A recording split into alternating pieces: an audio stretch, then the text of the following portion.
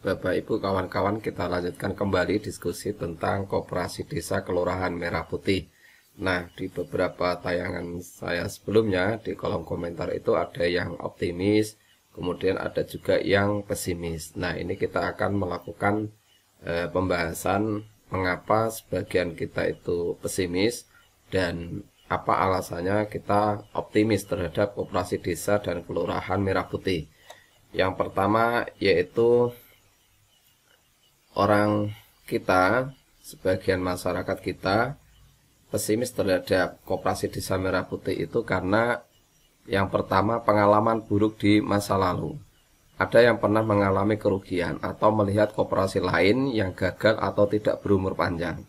Misalnya KUD yang redup pasca era reformasi, walau sampai sekarang masih ada yang berjalan walaupun tidak maksimal. Nah, ini kita perlu pahami bersama bahwa ketersediaan SDM di masa lalu, kemudian sarana pendukung dan ruang gerak masa lalu dan sekarang itu berbeda. Dulu orang yang berpendidikan sarjana itu masih sangat jarang.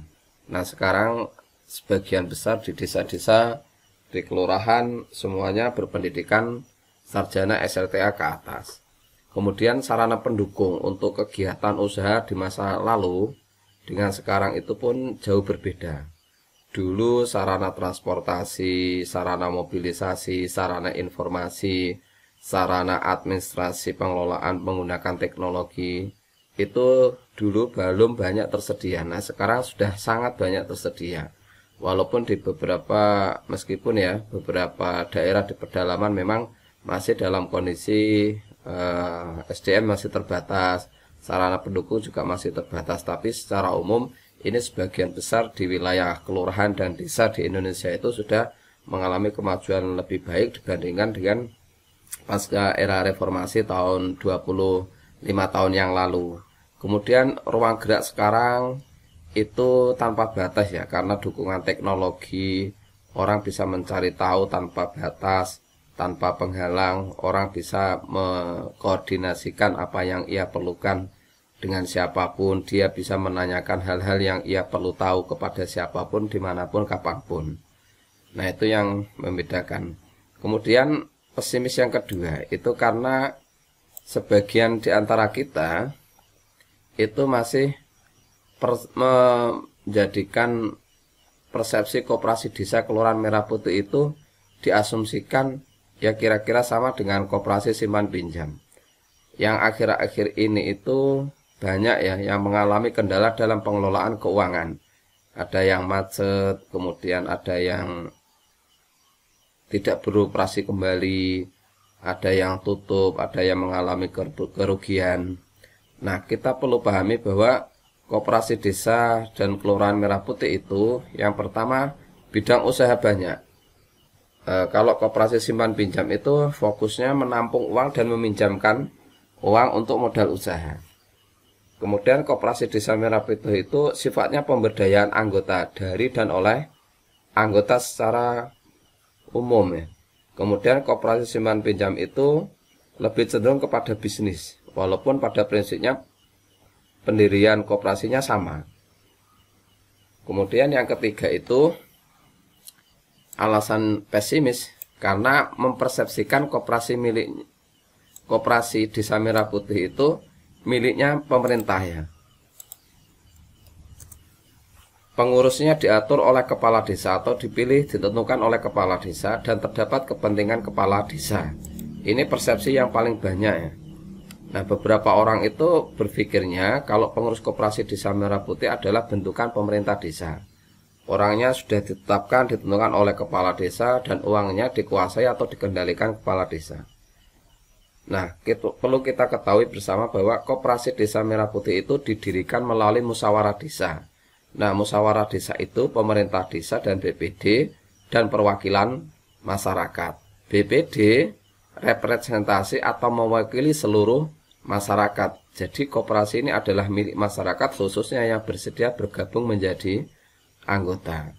Jadi kita tidak bisa menyamakan antara Koperasi Desa Merah Putih ini dengan koperasi simpan pinjam atau koperasi jenis lainnya.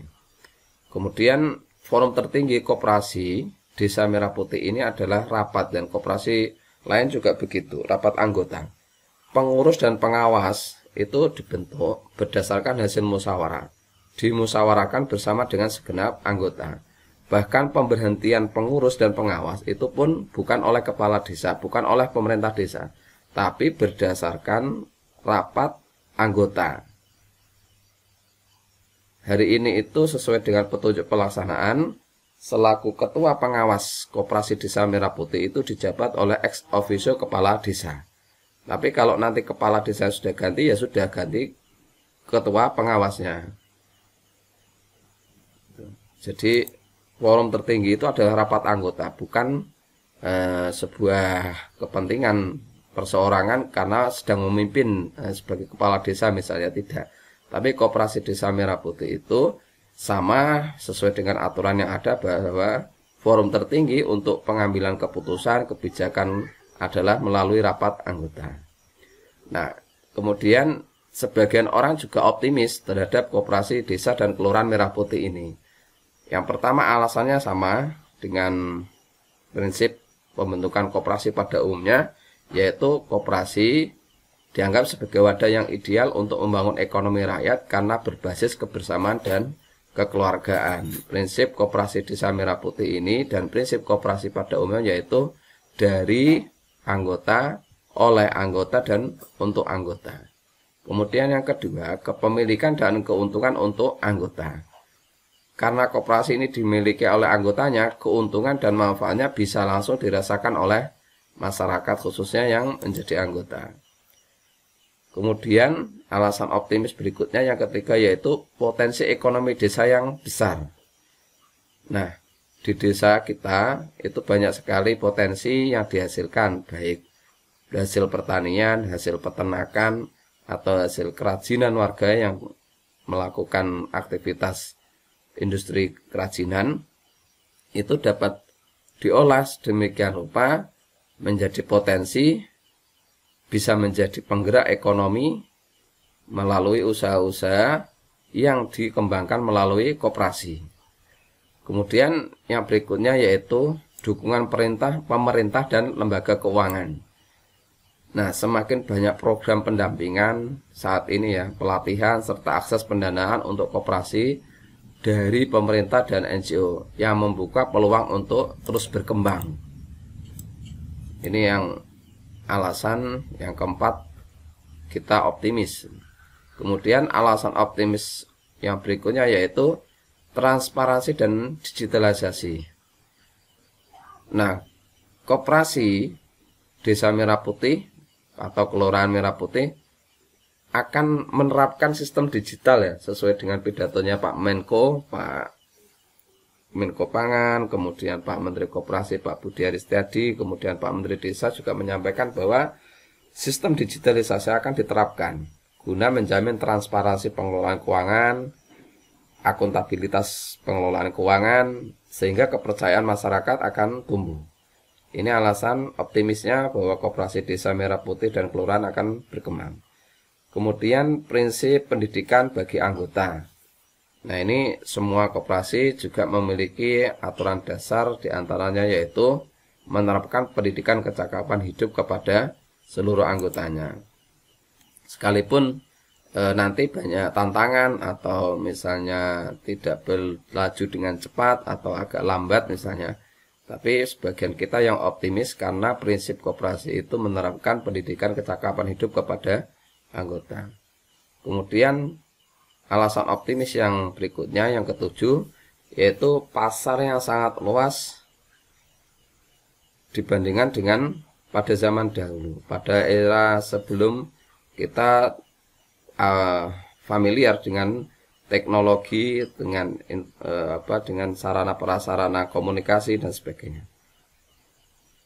Saat ini yang optimis itu kita telah menyadari bahwa era sekarang itu mengalami kemajuan yang pesat dalam bidang teknologi, informasi, ruang penjualan dapat dilakukan 24 jam dengan jangkauan yang sangat luas. Nah, kita dapat melakukan pengembangan melalui marketplace atau melalui website jual beli atau media-media yang lain. Dulu kita sangat terbatas, akses informasi kita terbatas, akses publikasi kita juga terbatas.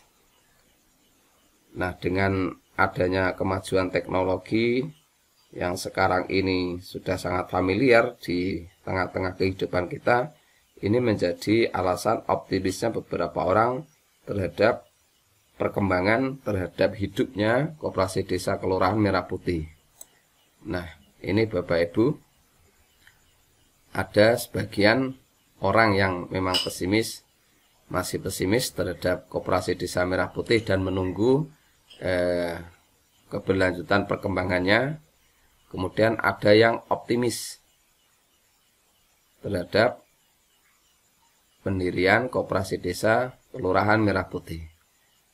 Semoga saja dengan adanya Koperasi Desa dan Kelurahan Merah Putih ini, kesejahteraan masyarakat kita semakin membaik dan semakin meningkat.